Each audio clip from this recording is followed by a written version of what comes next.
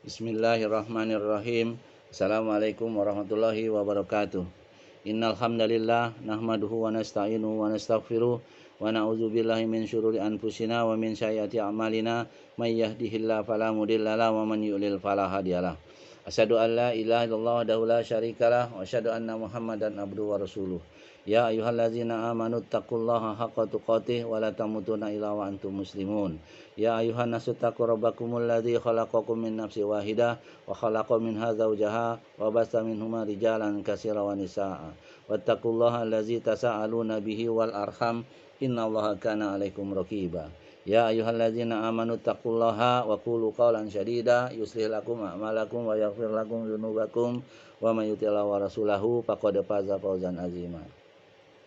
Amma ba'du fa inna khairal kalami kalamullah wa khairal haji haji Muhammad sallallahu alaihi wasallam wa syarrul umur muhdatsatuha fa inna kulla muhdatsatin bid'ah wa kulla bid'atin dhalalah wa kulla dhalalatin finnar. Saudarakan rahmat Allah, kita lanjutkan pelajaran berikutnya tentang sirah Nabi ini ya. Yang lalu kita sudah terangkan ya tentang letak strategis dunia Arab ya dan suku-sukunya, kemudian lembaga pemerintahannya dan keemiran di Jazirah Arab, juga keyakinan dan kepercayaan bangsa Arab serta kondisi masyarakat di masa jahiliyah ya. Seperti kondisi sosialnya, kondisi ekonomi, kondisi moral ya. Nah, ini Islam belum masuk ya. Kemudian kita sekarang masuk kepada bab berikutnya, yaitu nasab dan keluarga besar Nabi Sallallahu Alaihi Wasallam. Ya. Juga masih belum lahir ya, cuman kita coba lihat nasabnya saja dulu. Yaitu yang pertama itu adalah nasab Nabi, kemudian keluarga-keluarga beliau ya. Nasab Nabi SAW terbagi ke dalam 3 klarifikasi. Nah, yang pertama disepakati oleh ahlu siyar wal ansab atau para sejarawan dan ahli nasab, yaitu urutan nasab beliau ya hingga kepada Adnan ya. Jadi sampai ke Adnan ya. Itu Adnan itu masih keturunannya Nabi Ibrahim ya. Yang kedua, yang masih diperselisihkan antara yang mengambil sikap diam dan tidak berkomentar dengan yang mendapatkan dengannya, yaitu urutan nasab beliau dari atas Adnan hingga Ibrahim, lagi nanti sampai Adam gitu kan. Yang ketiga, yang tidak diragukan lagi bahwa di dalamnya, itu tadi diperselisihkan ya yang kedua. Yang ketiga, tidak diragukan lagi bahwa di dalamnya terdapat riwayat yang tidak sahih, yaitu urutan nasab beliau mulai dari atas Nabi Ibrahim alaihissalam hingga Nabi Adam.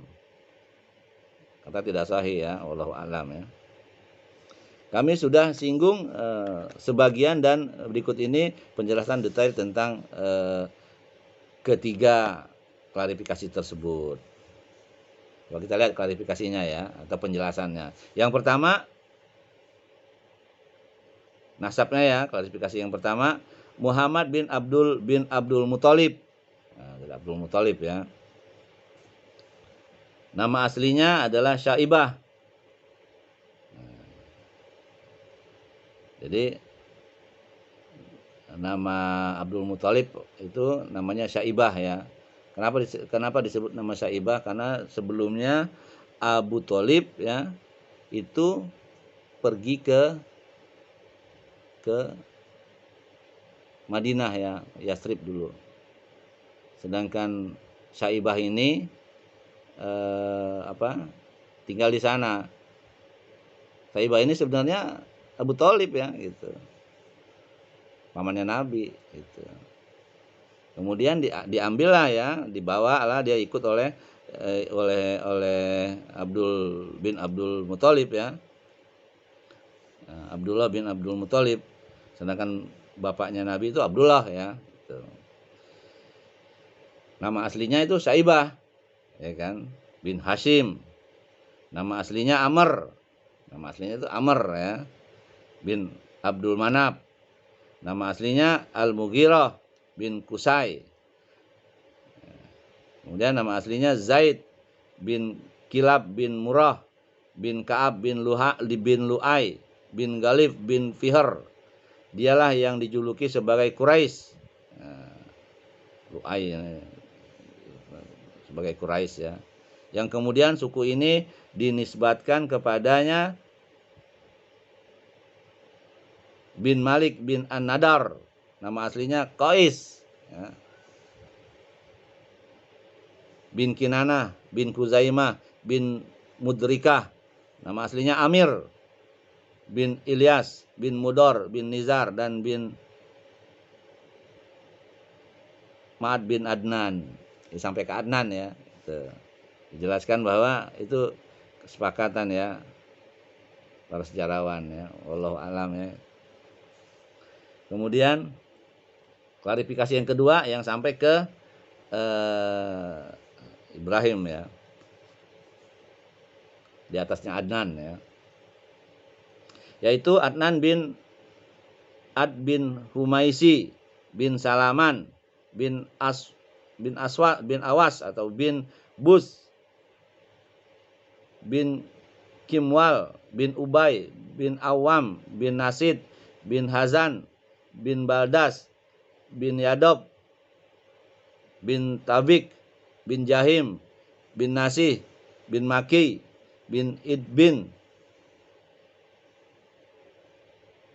bin Abkar bin Ubaid bin Ad Dia bin Hamdan bin Sunbur bin Yasribi bin Yahzan bin Yahlan bin Awi bin Id bin Disan bin Aisar bin Afnad bin Ahyam bin Ayham bin Muqassir bin Ahid bin Zarih bin Sumai bin Mizi bin Udha bin Uram bin Qaidar bin Ismail bin Ibrahim. Nah, itulah urutannya ya.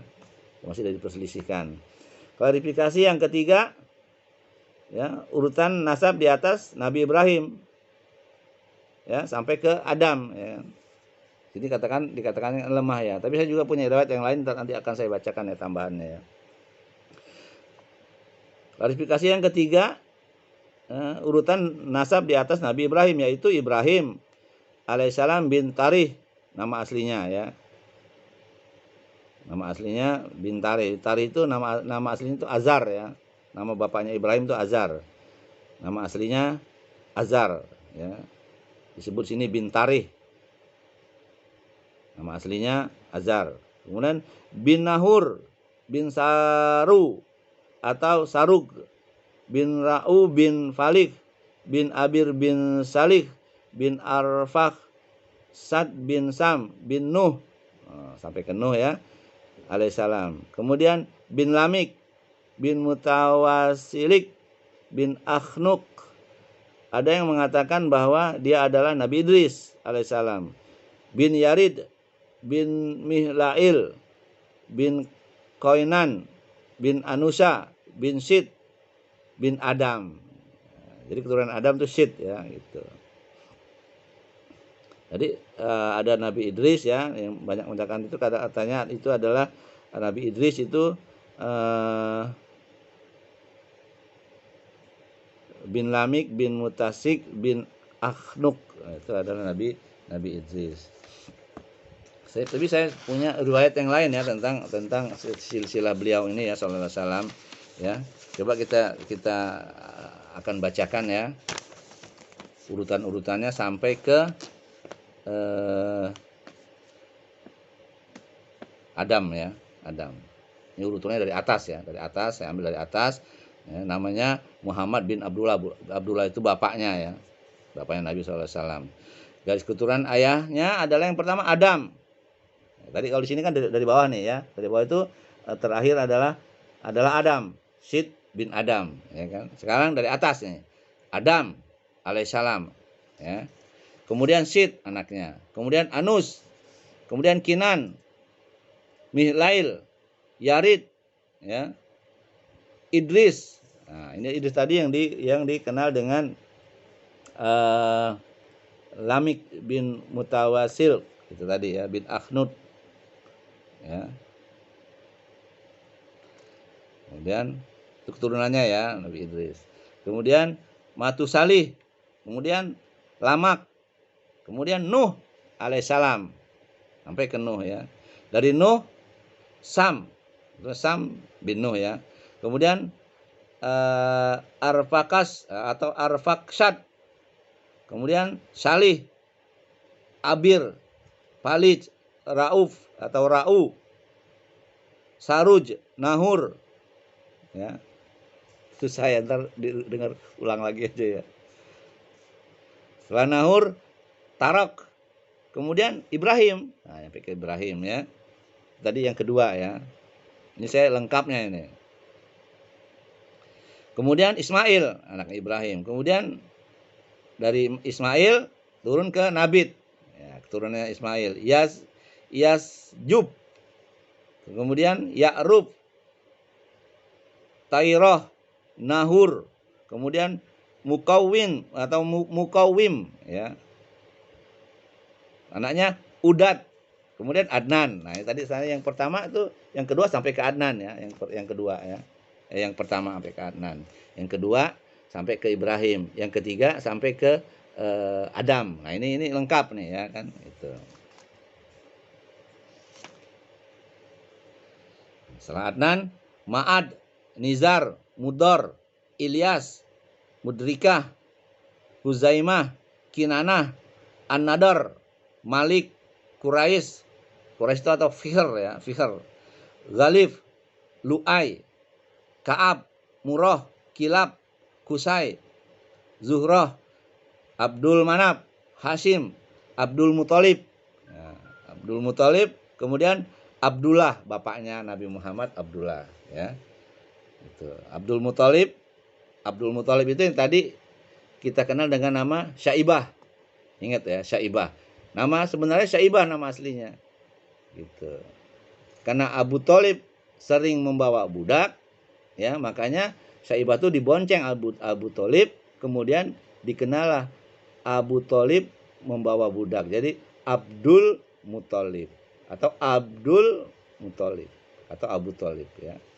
Jadi budaknya budaknya Abu Thalib gitu ya kan. Namanya Syaibah. Nah, itu pamannya Nabi ya gitu. Mungkin jelas ya. Gitu. Jadi itulah keturunannya Abdul Muthalib, kemudian Abdullah Muhammad SAW. Sekarang coba kita lihat garis keturunannya ya, biar agak lebih jelas nih Nabi Muhammad kita ya SAW. Ibu Adam alaihissalam, Syed, dari Syed juga ya tetap. Anus, ya. Kinan, Milail, Yarid, Idris. Ya, Nabi Idris maksudnya. Matusali, Lamak, Nuh alaihissalam, Sam, Arfaksad, Syalih, Abir, Palij, Ra'u, Saruj, Nahur, Tarok, Ibrahim alaihissalam, kemudian Ismail, Nabit, Yasjub, Ya'rub, Tairah, Nahur, Mukawin, kemudian Adad, Adnan, ya kan? Masuk Adnan lagi. Ma'ad, Nizar, Mudor, Ilyas, Mudrikah, Huzaimah, Kinanah, An-Nadar, Malik, Quraisy ya, Fikr itu atau Fikr ya. Ghalif, Lu'ai, Ka'ab, Murrah, Kilab, Kusai, Zuhrah, Abdul Manaf. Nah, Abdul Manaf ini keturunan dari Hashim ya. Abdul Muthalib ya, saudara sepupunya Abdul Muthalib. Kemudian Abdul Manaf, kemudian Wahab. Nah, kemudian baru Aminah. Aminah ibunya Nabi gitu. Lahirlah Muhammad di bawahnya. Ya kan? Dari Abdul Manaf, ya kan? Gitu. Masih saudara sebenarnya mereka itu ya. Gitu.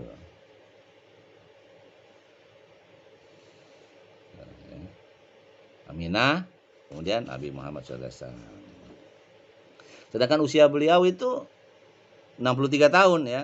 Periode sejarahnya itu antara tahun 570 sampai dengan 632 Masehi. Tempat diutusnya mereka tentunya di Mekah ya, tapi untuk seluruh dunia. Jumlah keturunannya ada 7 anak ya, laki-laki. Yang pertama Qasim, Abdullah, dan Ibrahim. Dan 4 perempuan, Zainab, Ruqayyah, Ummi Kulsum, dan Fatimah Az-Zahra. Ada 7, 3 laki-laki dan 4 perempuan. Nanti akan dijelaskan juga di sini keturunannya ya. Kemudian tempat wafatnya di Madinah ya, di rumahnya Aisyah ya. Jadi dimakamkan di situ. Karena kalau para nabi dia wafat di mana dia wafat dimakamkan di situ ya.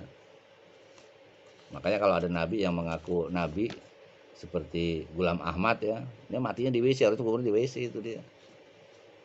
Kalau dia mengaku nabi ya kan, ternyata nggak dikubur di WC. Malu dia ya. Sebutan kaumnya itu tentunya bangsa Arab ya. Itu. Di dalam Al-Quran menyebutkan namanya sebanyak 25 kali. Itu.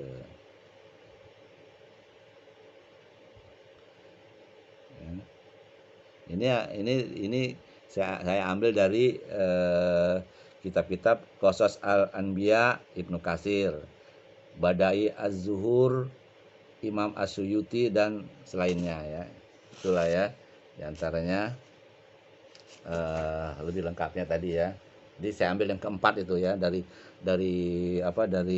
Adam ya sampai ke Nabi sallallahu alaihi wasallam ya. Kemudian dari nasab ibunya ya, Aminah. Itulah ya beberapa penjelasan tentang nasabnya Nabi sallallahu alaihi wasallam. Wallahu a'lam ya. Kemudian poin berikutnya adalah keluarga besar Nabi sallallahu alaihi wasallam ya. Al-Usrah bin Nabawiyah, keluarga besar Nabi sallallahu alaihi wasallam, lebih dikenal dengan sebutan Al-Usrah Al-Hasimiyah. Nah, Bani Hasim ya. Dinisbatkan kepada kakek beliau, Hasim bin Abdul Manaf. Nah, tadi udah ada silsilahnya ya. Oleh karenanya kita sedikit akan menyinggung tentang kondisi Hasim ini dan orang-orang setelahnya. Insyaallah ya. Jadi satu persatu ya, coba kita akan kemukakan ya.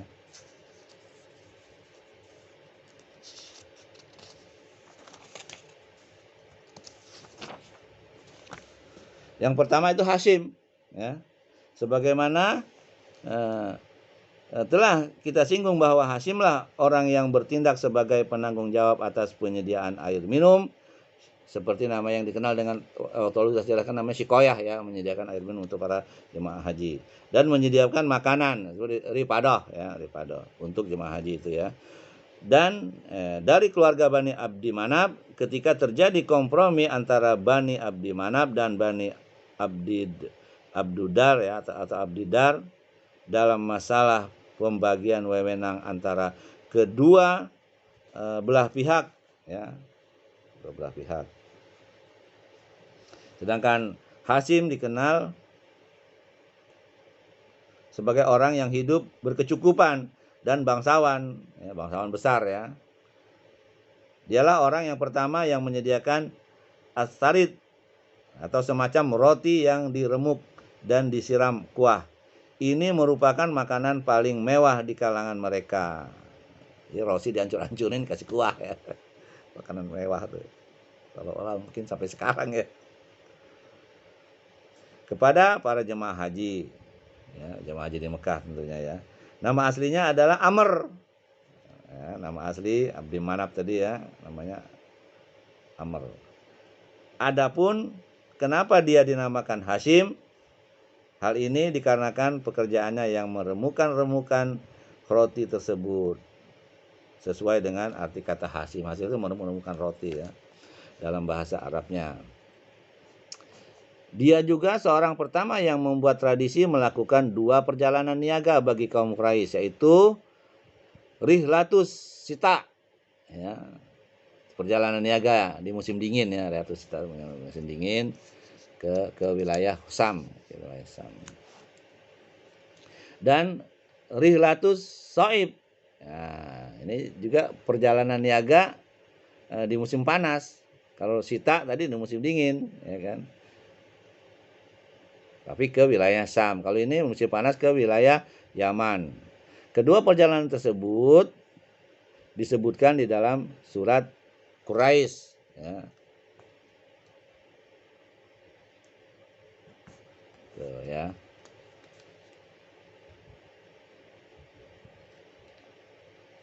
Ada syair saya nggak perlu bacakan ya. Jadi untuk lihat itu disebutkan dalam surat Quraisy, ya.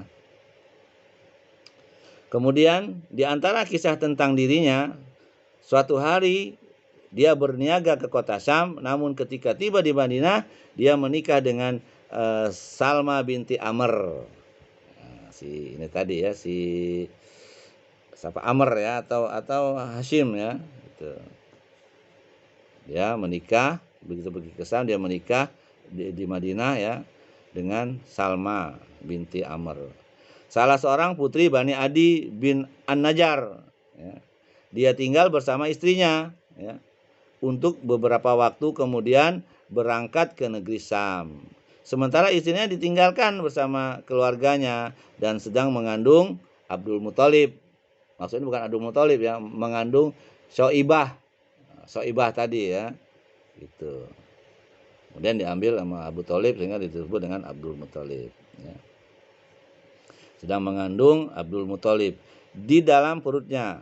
Hashim akhirnya meninggal di Gaza. Nah, setelah perjalanan itu Hashim meninggal di Gaza ya, salah satu kawasan di Palestina. Istrinya si Salma tadi ya, radhiyallahu anha tentunya ya, melahirkan putranya Abdul Muthalib pada tahun 497 Masehi. Ibunya menamakannya Syaibah. Nah, ini kan makin jelas ya.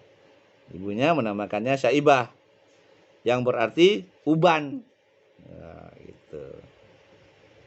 Ini nanti pamannya Nabi ini kan gitu. Dia adanya di Madinah sebelumnya kan. Yang diambil sama Abu Thalib, kemudian dijulukin karena dia Abu Thalib ini sering membawa budak, kemudian dibonceng sama Abu Thalib, maka disebutkan Abdul Muthalib karena budaknya Abdul Muthalib gitu ya. Ya, ibunya menamakan jadi Saibah tadi itu. Ini catatan ya, perlu diingat ya, Saibah.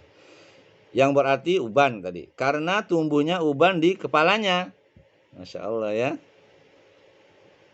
Selama mendidik anaknya di rumah ayahnya Amr ya, rumah Amr tadi udah ayahnya ini, Amrnya ayahnya si Salma tadi ya. Jadi istilahnya itu neneknya Nabi ya, di Yasrib ya. Sedangkan keluarganya yang di Mekah tidak seorang pun dari mereka yang mengetahui perihal dirinya. Ya. Kalau Hashim itu mempunyai 4 orang putra dan 5 orang putri. Keempat putranya tersebut adalah Asad, Abu Soifi, Nadlan, dan Abdul Muthalib. Nah, Abdul Muthalib ini ya yang mengambil Syaibah tadi ya. Sedangkan kelima putrinya adalah Syekh Syifah, Khalidah, Doifah, Rokayah, dan Jannah. Ya, ini bisa diperjelas di kitab Ibnu Hashim ya.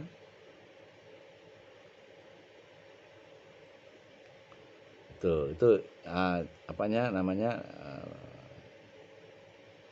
Syaibah itu ya, atau Abdul Muthalib ya, atau Abu Thalib ya, gitu. Abdul Muthalib gitu. Kalau Abdul Muthalib itu atau tadi namanya sama sih ya, Abu Thalib ya, mengambil karena Hashim itu sepupunya Abu Thalib ini gitu, Abdul Muthalib gitu. Makanya diambillah anak ponakannya itu ya. Yang nama Syaibah tadi itu adalah pamannya Nabi. Itu yang pertama, itu Hashim. Yang kedua Abdul Muthalib. Nah, ini Abdul Muthalib tadi yang mengambil Syaibah tadi ya. Dari pembahasan yang telah lalu, kita telah mengetahui bahwa tanggung jawab atas penanganan Sukoyah dan Rafidah yang memberi makan minum ya para haji sepeninggal Hasyim kan sudah meninggal ya, diserahkan kepada saudaranya yang bernama Al-Muthalib bin Abdul Manaf. Karena mereka sepupuan nih ya. Hisam itu termasuk anaknya Abdul Manaf. Dia adalah seorang bangsawan yang disegani dan memiliki karisma di kalangan kaumnya. Orang-orang Quraisy menjulukinya dengan Fayyad karena kedermawanannya ya. Sebab makna kata al-fayyad adalah orang yang dermawan, murah hati. Ketika Syaibah tadi ya, pamannya Nabi ini ya kan, diambil oleh Abu Thalib ya, diambil Abu Thalib. Ketika Syaibah atau Abdul Muthalib, kenapa dijulukin Abdul Muthalib? Karena dia, saya ingatkan lagi, karena dia dibonceng oleh Abu Thalib, pamannya Syaibah ini, gitu kan? Atau karena dijulukin Abu Thalib ini dijulukin sering membawa budak, maka dipanggillah Abu Thalib Abdul Muthalib membawa budak. Jadi dinamakan Abdul Muthalib gitu ya. Nama aslinya Syaibah nih, paman Nabi ini. Makanya dijulukan Abdul Muthalib. Ya, setelah dia menginjak 7 tahun atau 8 tahun ya, Al-Muthalib pamannya mendengar berita tentang dirinya, lantas pergi mencarinya. Ketika bertemu dan melihatnya ya, berlinanglah air mata Al-Muthalib ini ya, terharu campur sedih ya. Lalu anak tersebut dipeluk erat-erat dan dinaikkan ke atas tunggangannya untuk dibonceng. Namun keponakannya ini menolak hingga diizinkan dahulu oleh ibunya. Nggak mau ternyata Syaibah ini ya gitu. Kemudian ibunya mengizinkan ya, diajak oleh Al-Muthalib tadi ya, atau Abu Thalib gitu ya. Pamannya ya dahulu meminta izin oleh ibunya dulu ya.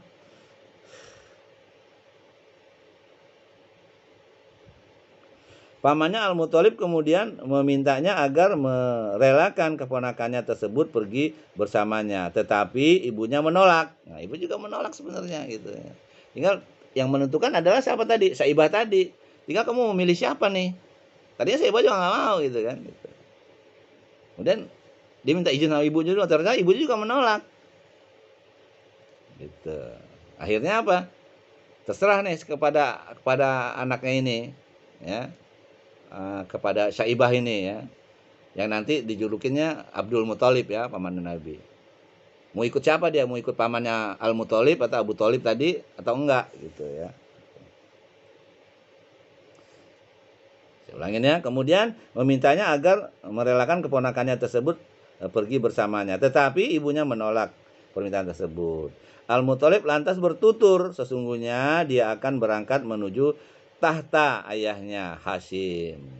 Cikal bakal Hasyim. Hasyim itu adalah ayahnya Syaibah ya, istrinya Salamah. Istrinya Salma atau Salamah ya itu. Suaminya Salamah ya gitu. Ya, begitu dia kan sering pergi ke berdagang ya. Kemudian dalam perdagangan itu kan sana kan jalannya jauh berbulan-bulan ya, dia meninggal di sana, meninggal di Gaza ya. Gitu. Berita itu baru nggak sampai ke Mekah, akhirnya sampai ke Mekah lah, makanya pamannya Al-Muthalib itu datang ke Yastrib itu.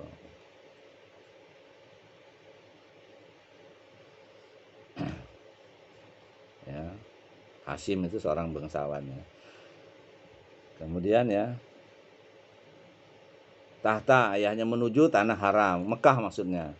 Barulah kemudian ibunya mengizinkan anaknya dibawa Al-Muthalib, membawanya ke Mekah dengan memboncengnya di atas onta. Melihat hal itu orang-orang berteriak, inilah Abdul. Maksudnya ya tadi kan Abdul atau budaknya Al-Muthalib. Jadi Abdul Muthalib, Abdul Muthalib jadinya namanya. Inilah budaknya. Ya, Abdul itu budak. Jadi budaknya Muthalib. Makanya disingkat menjadi Abdul Muthalib namanya. Padahal itu sebenarnya Syaibah. Itu pamannya Nabi cikal bakalnya. Maksudnya mereka mengira yang dibawa Al-Muthalib bukan keponakannya tetapi budaknya. Al-Muthalib memotong sembari berkata, celakalah kalian, dia ini anak saudaraku, maksudnya anaknya Hashim. Yang Hashim sudah meninggal ya, ibunya namanya Salamah, Saibah itu tadi. Itu. Celakalah kalian, dia ini anak saudaraku Hashim. Abdul Muthalib akhirnya tinggal bersama pamannya hingga tumbuh dan menginjak dewasa. Selanjutnya Al-Muthalib meninggal. Ya, meninggal dunia di Rodman, sebuah kawasan di Yaman, dan kekuasaannya kemudian beralih kepada keponakannya Abdul Muthalib, ya. Yang tadi ini dibilang yang namanya nama aslinya Syaibah itu ya. Nah, perlu diingat ya, namanya Syaibah itu tadi. Jadi kekuasaan Al-Muthalib ya, karena dia meninggal pindah ke pamannya, ke keponakannya ya, Abdul Muthalib yang tadi namanya Syaibah ya. Tuh. Dia menggariskan kebijakan terhadap kaumnya persis seperti yang digariskan oleh nenek-nenek moyangnya terdahulu. Akan tetapi dia mendapatkan kedudukan dan martabat di hati kaum ya, di hati kaumnya yang belum pernah dicapai oleh nenek-nenek moyangnya terdahulu ya. Dia dicintai oleh mereka dan dibawanya di hati mereka semakin besar ya. Dicintai oleh penduduk-penduduk di situ ya, karena wibawanya di hati mereka semakin besar. Ketika Al-Muthalib meninggal dunia, Naufal, nah ini Naufal ya, menyerobot dan merampas mahkota kekuasaan keponakannya tersebut. Karena itu dia lantas meminta pertolongan kepada para pemuka Quraisy untuk membantu melawan sang paman. Ini banyak nama yang bersamaan ya. Namun mereka menolak sembari berkata, kami tidak akan mencampuri urusan-urusanmu dengan pamanmu itu. Akhirnya dia menulis beberapa untayan syair kepada paman-pamannya dan dari pihak ibunya, Bani An-Najjar, guna memohon bantuan mereka. Pamannya Abu Sa'id bin Adi bersama 80 orang pasukan penunggang kuda. Ya. Jadi kalau sekarang itu ya, kalau dulu kan syair ya, syair itu ibaratnya berita. Ya. Jadi kalau ada syair tuh cepat tuh nyampe berita itu. Sekarang handphone gitu, atau berita ya, atau telegram kalau dulu. Ya, sekarang kalau zamannya Nabi itu syair, jadi syair itu terkenal ya. Jadi kalau ada syair udah tahu berita kemana-mana nyampe gitu ya.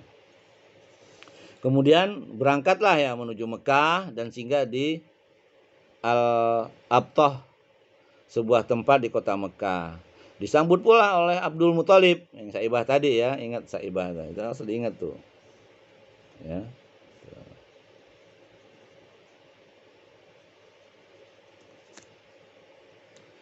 Yang langsung bertutur kepadanya, silahkan mampir ke rumah dahulu, wahai paman. Pamannya menjawab, demi Allah, aku tidak akan mampir hingga bertemu dengan Naufal. Yang marah nih ceritanya. Lantas dia mendatangi dan mencegatnya, yang ketika itu sedang duduk-duduk di dekat Hijr Ismail bersama para sesepuh Quraisy. Abu Sa'ad langsung menghunus pedangnya seraya mengancam, demi Rob rumah ini, Ka'bah maksudnya ya, jika, kalau dulu kan begitu ya sumpahnya ya, jika engkau tidak mengembalikan kekuasaan keponakanku, maka aku akan menancapkan pedang ini ke tubuhmu. Naufal berkata, aku serahkan kembali kepadanya. Nah, saking takutnya ya, diserahkan kembali kepadanya. Ucapan ini disaksikan oleh para sesepuh Quraisy ya. Disaksikan oleh sesepuh Quraisy. Kemudian barulah dia mampir ke rumah Abdul Muthalib dan tinggal di sana selama 3 hari. Selama di sana dia melakukan umroh ala kaum Quraisy ya. Itu dahulu sebelum kedatangan Islam. Kemudian pulang ke Madinah. Nah, akhirnya Naufal nggak berani lagi ya gitu. Karena udah diancam oleh paman-pamannya Abdul Muthalib ya, atau Syaibah tadi yang dari Madinah ya. Itu dari keluarga ibunya ya. Menyikapi kejadian yang dialaminya tersebut, Naufal akhirnya bersekutu dengan Bani Abdi Syam bin Abdi Manaf untuk menandingi Bani Hashim. Ya, kemudian suku Khuza'ah tergerak juga untuk membela Abdul Muthalib. Nah, suku Khuza'ah ini ya sebelumnya kan suku Jurhum ya. Kemudian berkuasa 500 tahun kurang lebih, kemudian suku Khuza'ah ikut-ikutan, akhirnya dia menguasai itu juga selama 300 tahun ya. Tapi sumur Zamzam sudah tidak ada karena diuruk oleh suku Jurhum ya. Setelah melihat pembelaan yang diberikan oleh Bani An-Najjar terhadapnya, mereka berkata kepada Bani An-Najjar, kami juga melahirkannya, yakni keturunan kami juga, seperti kalian. Namun kami justru lebih berhak untuk membelanya. Hal ini lantaran ibu dari Abdi Manaf merupakan salah satu keturunan mereka. Mereka lalu memasuki Darul Nadwah ya. Darul Nadwah itu ya satu gedung untuk pertemuan ya, untuk rapat, untuk bermusyawarah, mengatur strategi ya. Itu dekat Mekah juga, dekat Masjidil Haram ya. Gitu. Atau untuk perkawinan ya. Sekarang udah nggak ada ya. Ya. Mereka lalu memasuki Darun Nadwah dan bersekutu dengan Bani Hashim untuk melawan Bani Abdi Syam dan Naufal ya. Cikal bakalnya ya. Khuza'ah berkuasa akhirnya. Persekutuan inilah yang kemudian menjadi sebab penaklukan Mekah sebagaimana yang akan dijelaskan kelak ya itu. Kemudian, saudara dirahmati Allah, ada dua momentum besar yang terjadi bagi Abdul Muthalib berkaitan dengan Baitullah. Yang pertama itu air Zamzam. Nah, ya kan? Air Zamzam ini tadinya nggak ada karena udah diuruk sama suku Jurhum dulu yang menguasain ya, yang masih ada kaitannya dengan Nabi Ismail ya, karena dia merasa itu milik dia, makanya diuruk semua tuh, semua hal-hal yang menyangkut Zamzam itu diuruk di sumur Zamzam itu, karena yang berkuasa itu udah termasuk suku Khuza'ah itu ya gitu.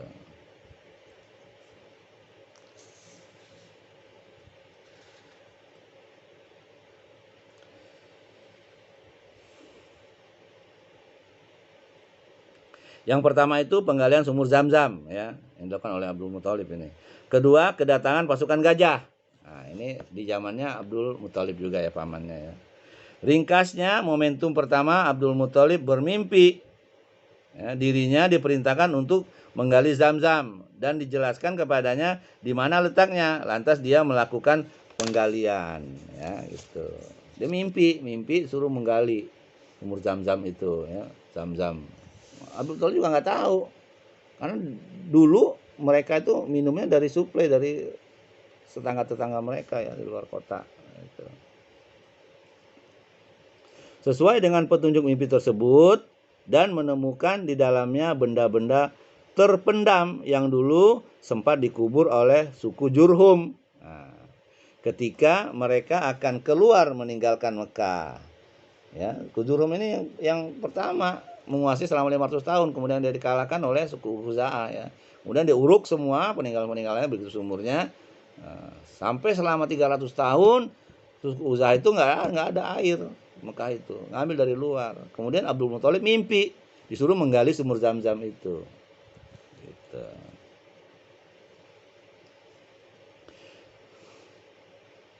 Ya.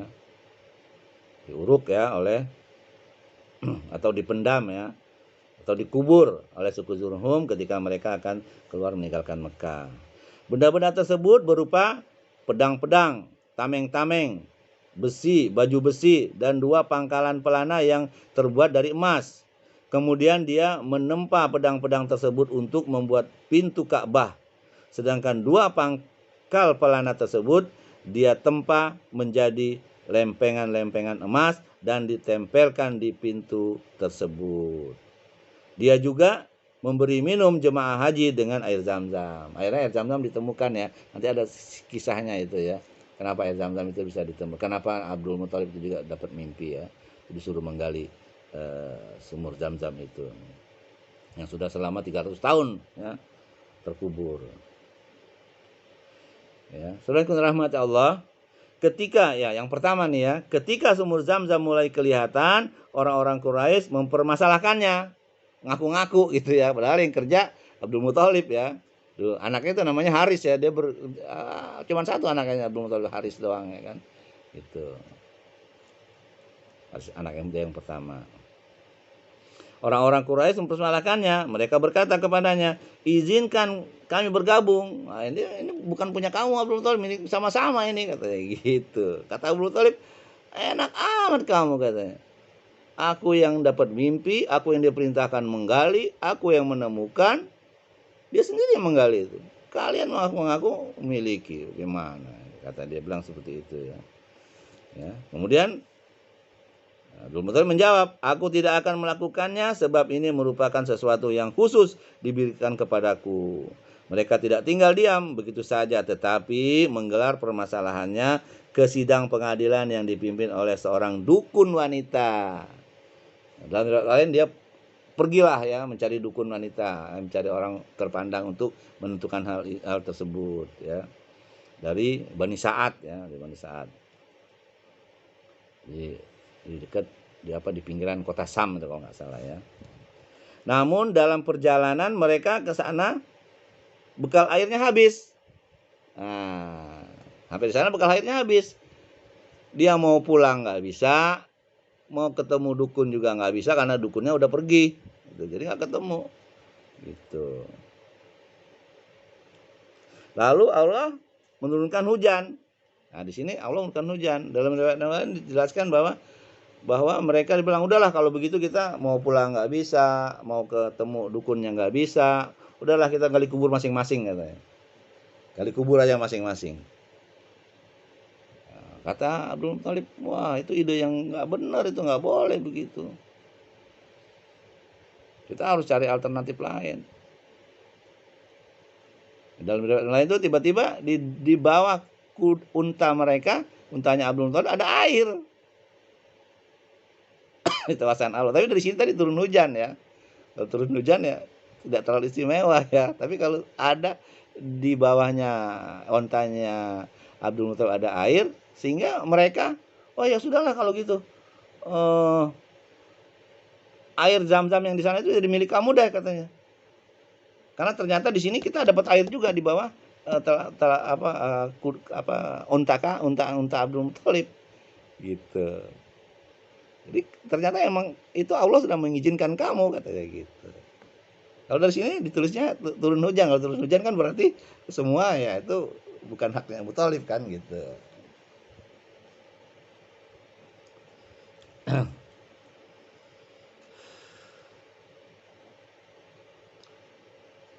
Lalu ya tadi di sini dijelaskan Allah menurunkan hujan untuk Abdul Muthalib, sementara tidak setetes pun tercurah untuk mereka.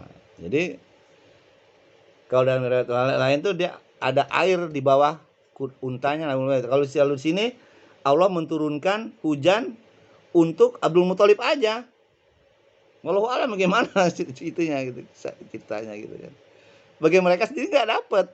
Akhirnya mereka mengakui ya. Mereka akhirnya mengetahui bahwa urusan Zam-Zam telah dikhususkan untuk Abdul Muthalib, sehingga mereka memutuskan untuk pulang. Saat itulah Abdul Muthalib bernazar bahwa jika Allah mengaruniakannya kepadanya 10 orang anak dan mereka sudah menginjak usia balik, dia akan menyembelih salah satu dari mereka di sisi Ka'bah. Ya kan? Karena dia bernazar nih. Tadinya kan anaknya cuma Haris doang waktu dia menggali sumur Zam-Zam itu. Haris anaknya yang pertama.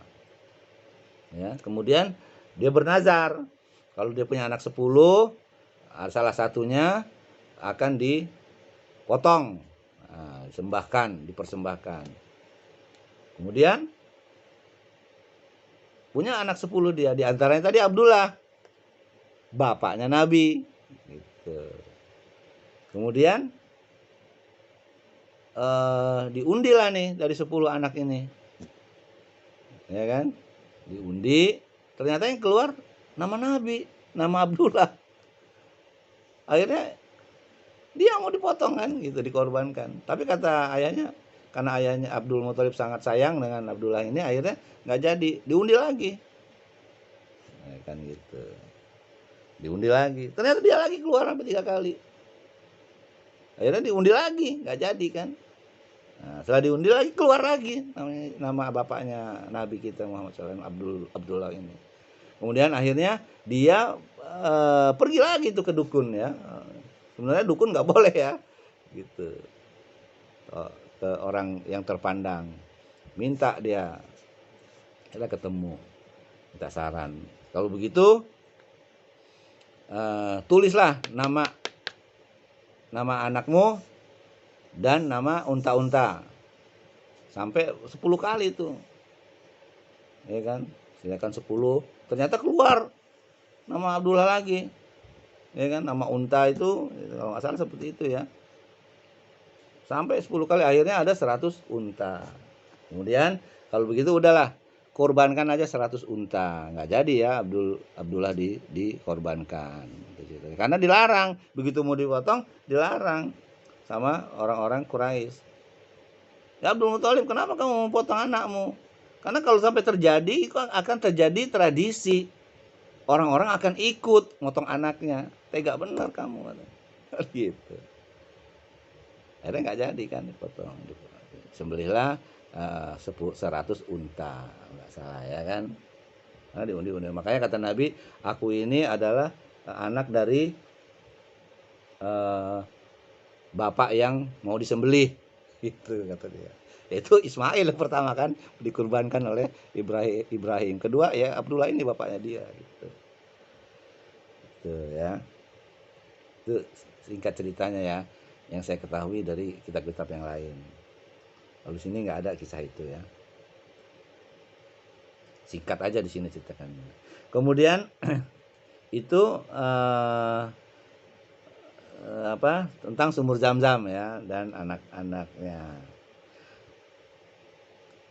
Kemudian ringkasan momentum kedua, tadi yang pertama, yang kedua ketika Abraha ini yang pasukan gajah ya, yang dikenal As-Sabbah Al-Habasi ya, dari Habasi ya, di Afrika ya. Wakil umum An-Najasyi atas negeri Yaman. Ketika orang-orang Arab melakukan hijrah ke Ka'bah, dia membangun gereja yang amat megah di kota San'a. Dia membangun gereja ini karena dia tahu orang pada haji ke Mekah ya, Ka'bah. Kemudian dia nggak mau tuh, dia akan pindahkan itu sama Abraha itu. Makanya dia mau serang tuh Ka'bah itu kan.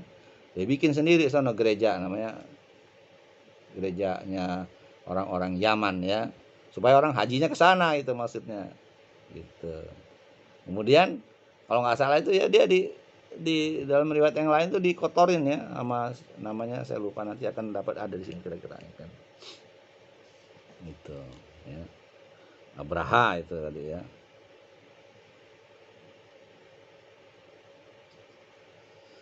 Melihat orang-orang Arab melakukan haji ke Ka'bah, dia membangun gereja yang amat megah di kota San'a. Tujuannya agar orang-orang Arab mengalihkan haji mereka ke sana.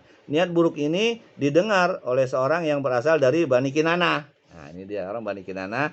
Dia secara diam-diam mengendap-endap pada malam hari dan menerobos masuk ke gereja tersebut. Lalu melumuri kiblat mereka tersebut dengan kotoran. Tatkala mengetahui pelecehan ini, meledaklah amarah Abraha, dan sementara itu mengerahkan pasukan besar yang berkekuatan sebanyak 6.000 atau 60.000 personil menuju Ka'bah untuk meluluh lantahkannya.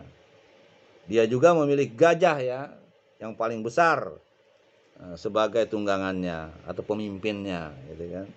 Dalam pasukan tersebut terdapat 9 atau 13 ekor gajah yang lainnya, anak buahnya gajah gitu. Dia meneruskan perjalanannya hingga sampai di satu tempat bernama Al-Mughammah ya, belum masuk Mekah ini ya, pinggiran ya. Di tempat inilah dia memobilisasi pasukannya, menyiagakan gajahnya dan bersiap-siap untuk melakukan invasi ke kota Mekah. Akan tetapi baru saja mereka sampai di Wadi Mesir ya, atau lembah Mesir ya. Wadi Mesir itu lembah Mesir. Bukan lembah Mesir ya, apa namanya, lembah Masir Masir atau gitu ya. Sampai di Wadi Mahsir ya, Mahsir ya. Wadi itu lembah ya. Yang terletak antara Musdalifah dan Mina. Pinggiran berarti ya. Tiba-tiba gajahnya berhenti, duduk, nggak mau jalan itu ya, duduk itu. Nggak tahu kenapa gitu kan. Nggak mau ke Ka'bah itu. Tapi kalau dibalikin lagi ke Yaman, mau jalan dia. Begitu di ini nggak mau lagi dia balikin ke Ka'bah lagi. Gitu.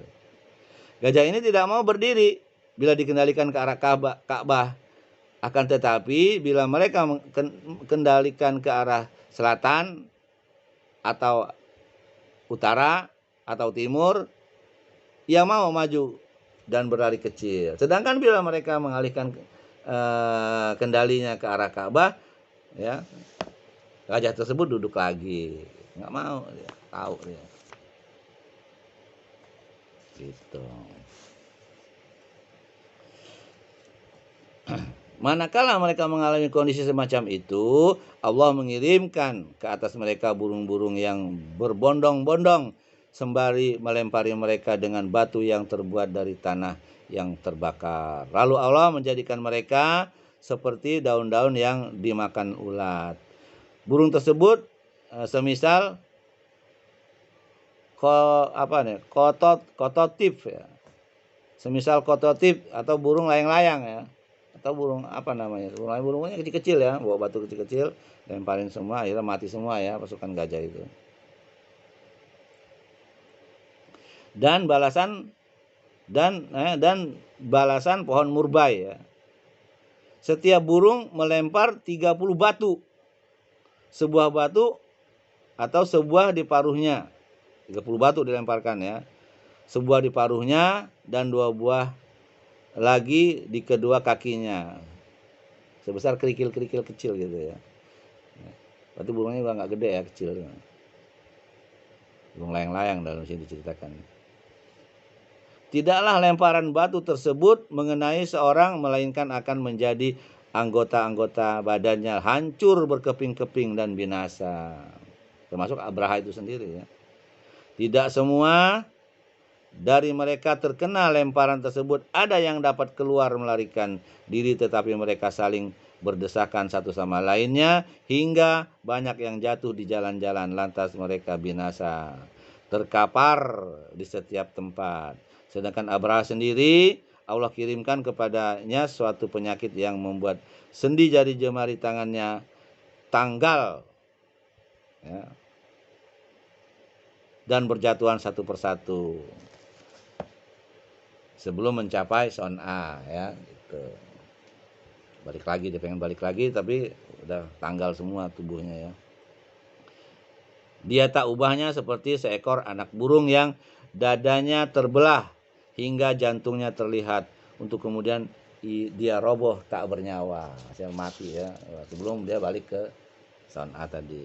Adapun kondisi orang-orang Quraisy mereka itu berpencar-pencar ke celah-celah bukit dan bertahan di puncak-puncaknya karena merasa takut atas keselamatan mereka dan dipermalukan oleh tentara bergajah tersebut. Manakala pasukan tersebut telah mengalami kejadian tragis dan mematikan tersebut, mereka turun gunung dan kembali ke rumah masing-masing dengan rasa penuh aman. Orang Quraisy sendiri aman ya gitu.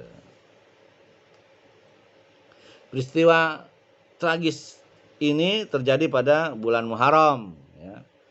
50 atau 55 hari ya, menurut pendapat mayoritas sebelum kelahirannya Nabi ya. Makanya Nabi disebut lahirnya tahun gajah ya gitu. 50 atau 55 hari sebelum kelahirannya Nabi sallallahu alaihi wasallam ya. Dalam kalender Masehi ditetapkan dengan penghujung bulan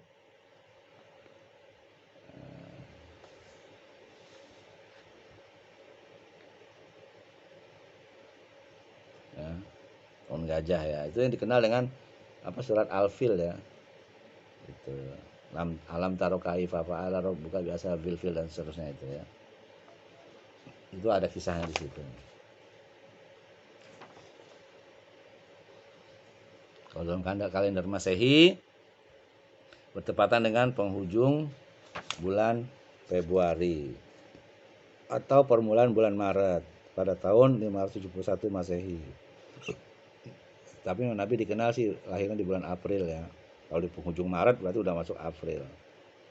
Peristiwa tersebut ibarat prolog yang disajikan oleh Allah khusus buat Nabi dan rumah Ka'bahnya. Sebab ketika kita mengamati kondisi Baitul Maqdis, kita mengetahui bahwa kiblat ini dulu sebelum Ka'bah telah dikuasai oleh musuh-musuh Allah dari kalangan kaum musyrikin ya, sebanyak 2 kali kurang lebih ya. Padahal ketika itu penduduknya beragama Islam, tapi dikuasai oleh kaum kafir ya. Yakni sebagaimana yang terjadi dengan tindakan Nabukadnezar ya, Nabukadnezar ya. Dia yang berkuasa orang kafir ya. Terdapat pada tahun terhadapnya ya. Yang maksud saya ulang ya.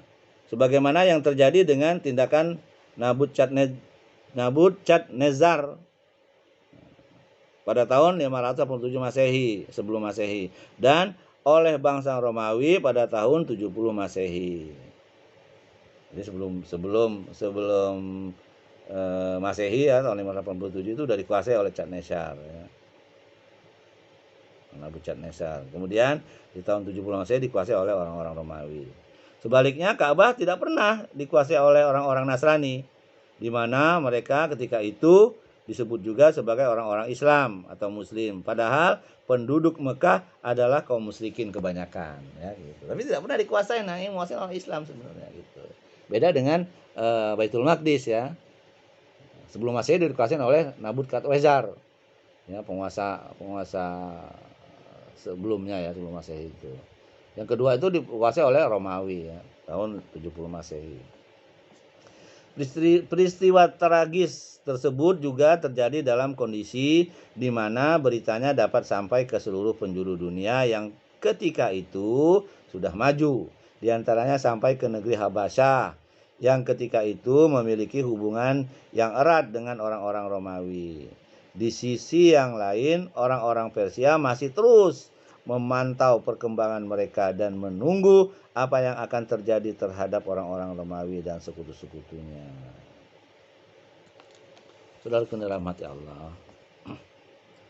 Ketika mendengar peristiwa tragis tersebut, orang-orang Persia ini segera berangkat menuju Yaman. Ya, kedua negeri inilah ya, Persia dan Romawi yang saat itu merupakan negara maju dan berperadaban atau superpower ya. Negara maju superpower. Peristiwa tersebut juga mengundang perhatian dunia dan memberikan isyarat kepada mereka akan kemuliaan Baitullah. Baitullah inilah yang dipilihnya untuk dijadikan sebagai tempat suci. Jadi, bila ada seorang yang berasal dari tempat ini mengaku sebagai pengemban atau risalah kenabian, maka hal inilah tujuan utama dari terjadinya peristiwa tersebut dan penjelasan terhadap hikmah terselubung di balik pertolongan Allah terhadap kaum musyrikin melawan kaum mukmin dengan cara yang melampaui ukuran yang ada pada dunia yang bernuansa kausalitas ini. Masya Allah ya. Sekarang kita lihat coba ya keturunannya Abdul Muthalib tadi ya. Tadi kan saya jelaskan bahwa dia mempunyai anak 1. Artinya kalau dia punya anak 10 dia akan bernazar, akan disembelih salah satunya ya. Ternyata jatuh kepada Abdullah tuh ya, bapaknya Nabi ya. Kita lihat ya keturunan Abdul Muthalib ya. Dia mempunyai 10 putra. Ya. Yaitu yang pertama itu Al-Haris ya, anak pertama dia. Tadi cuma 1 dia. Kemudian Az-Zubair, Abu Thalib. Nah, ada lagi Abu Thalib lagi nih ya. Kemudian Abdullah. Nah, ini bapaknya Nabi ini ya. Hamzah, nah ini pamannya Nabi. Jadi Abu Thalib juga pamannya Nabi juga ya. Abu Lahab, Al-Ghaidah, Al-Muqawwam, Saffar, Al-Abbas ya. Al-Abbas yang paling bungsu ya, pamannya Nabi itu. Ada beberapa yang masuk Islam ya, seperti Hamzah, Al-Abbas ya. Yang lain sih Abu Lahab itu kafir ya. Abu Thalib juga kafir masalah. Ada riwayat yang menyebutkan bahwa mereka berjumlah 11 orang. Tuh. Yaitu ditambah dengan seorang putra lagi yang bernama Kutsum. Riwayat lainnya menyebutkan bahwa mereka berjumlah 13. Ya, yakni ditambah dari nama-nama yang sudah ada pada dua versi di atas. Dengan dua orang putra lagi yang bernama Abdul Ka'bah dan Hajla. Namun ada riwayat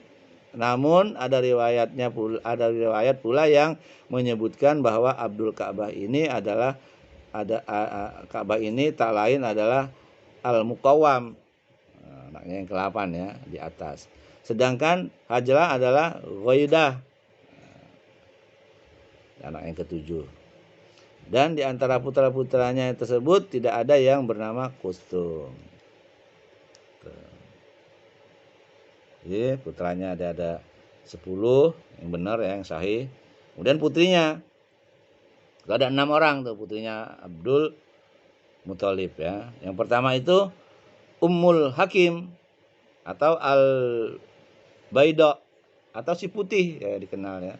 Kemudian Barrah, Atikah, Abdullah ayahanda Rasulullah sallallahu alaihi wasallam.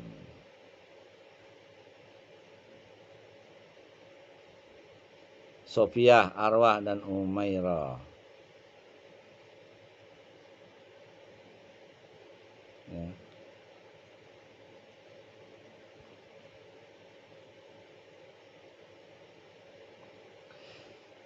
Saudaraku dirahmati Allah. Ibu Abdullah bernama Fatimah binti Amr bin Aij bin Imran bin Makhzum bin Yaqzah bin Murrah. Abdullah ini adalah anak yang paling tampan di antara putra-putra Abdul Muthalib, yang paling bersih jiwanya dan paling disayanginya.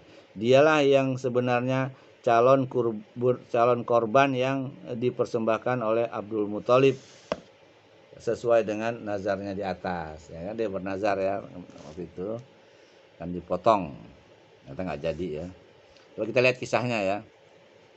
Ketika Abdul Muthalib sudah menggenapkan jumlah anak laki-lakinya menjadi 10 orang dan mengetahui bahwa mereka mencegahnya agar mengurungkan niatnya, dia kemudian memberitahu mereka perihal nazar tersebut sehingga mereka pun mau menaatinya. Dia menulis nama-nama mereka di anak panah yang akan diundi. Di antara mereka ada yang dipersembahkan kepada patung Hubal. Patung Hubal ini yang pertama kali disematkan di Ka'bah ya oleh siapa itu, Amr bin Luhai itu ya, karena dia pergi ke Yaman, lihat orang Yaman itu pada nyembah patung, akhirnya dia beli itu patung Hubal taruh di Ka'bah ya. Makanya jangan coba-coba ya kalau buat kesyirikan itu, hati-hati.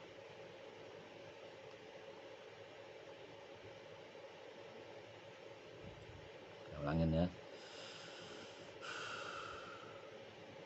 Dia menulis nama-nama mereka di anak panah yang akan diundikan di antara mereka dan dipersembahkan kepada patung Hubal namanya.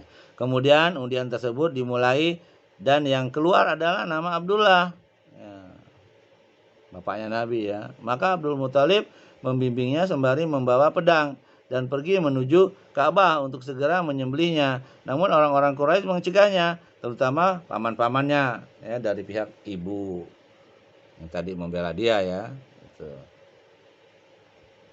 Dari Bani Makhzum dan saudaranya. Abu Thalib menghadapi sikap tersebut. Abdul Muthalib berkata, lantas apa yang harus kuperbuat dengan nazarku? Mereka menyarankannya agar dia mendatangi tukang ramal wanita dan meminta petunjuknya tukang ramal tersebut ya.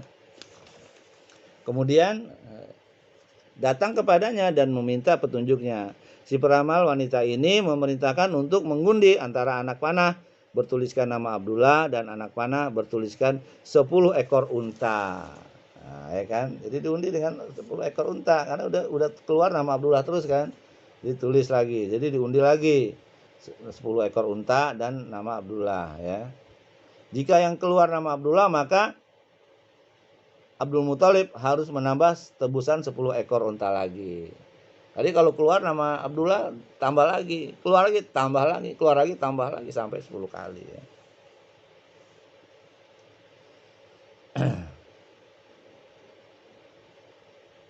Gitu ya. Kemudian harus menambah tebusan 10 ekor unta lagi. Begitu seterusnya hingga robnya ridho. Dan jika yang keluar nama unta, maka cukuplah unta itu yang disembelih sebagai kurban. Sudah rahmati Allah, itu zaman jahiliyah ya. Orang main undi-undi gitu ya.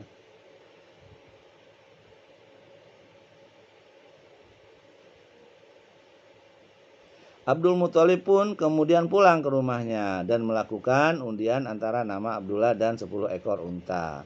Lalu keluarlah nama Abdullah. Manakala yang terjadi seperti ini, dia terus menambah tebusan atasnya 10 ekor unta. Begitu seterusnya. Setiap diundi maka yang keluar nama Abdullah.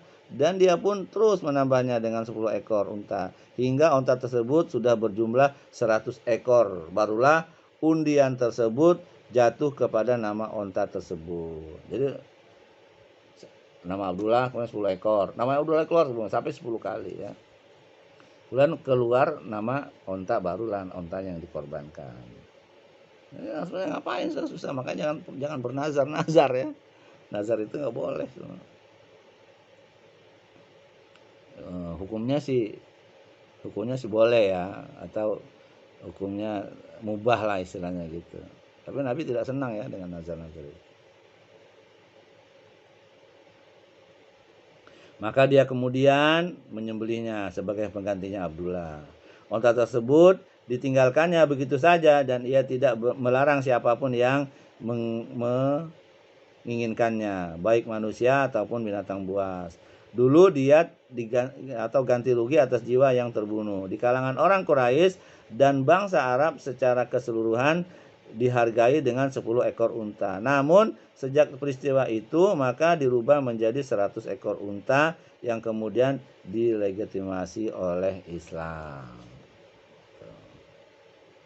Diriwayatkan juga dari Nabi SAW bahwasanya beliau bersabda, akulah anak cucu dari 2 orang yang dipersembahkan sebagai sembelihan. Jadi akulah anak yang mau disembelih dari 2 bapak katanya, yaitu Ismail dan ayah beliau sendiri ya sallallahu alaihi wasallam itu Abdullah. Ini ada dalam kitab Ibnu Hisham ya. Ditarik oleh At-Tabari ya.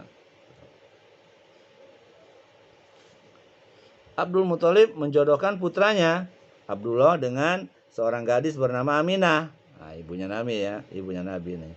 Aminah bin Wahab bin Abdul Manab bin Zahra bin Kilab. Aminah ketika itu termasuk wanita idola di kalangan orang-orang Quraisy, baik ditilik dari nasab ataupun martabatnya. Ayahnya adalah pemuka suku Bani Zahra secara nasab dan kebangsawanannya. Abdullah pun dikawinkan dengan Aminah dan membina rumah tangga dengannya di kota Mekah ya. Tak berapa lama kemudian dia dikirim oleh ayahnya ya, maksudnya ayahnya itu Abdul Muthalib tadi ya, ke Madinah untuk mengumpulkan atau membeli buah kurma. Lalu beliau meninggal di sana.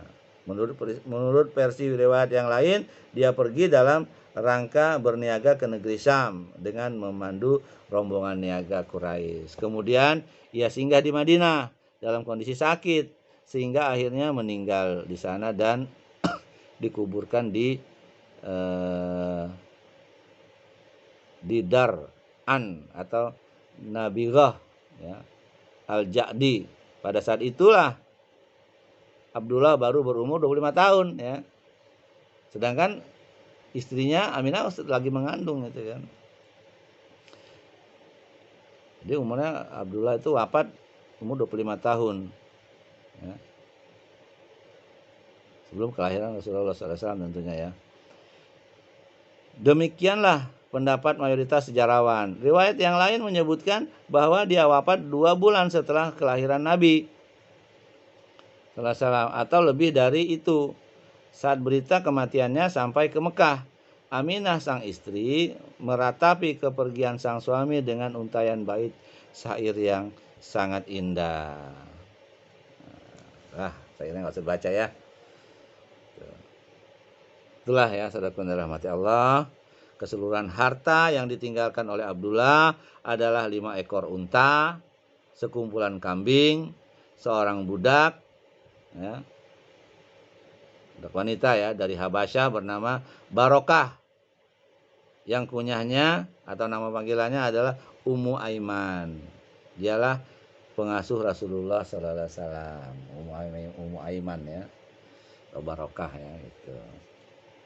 Ini sampai di sini dulu ya. Nanti ada kisah tentang ibunya juga meninggal pada saat Nabi usia kurang lebih berapa tahun gitu ya.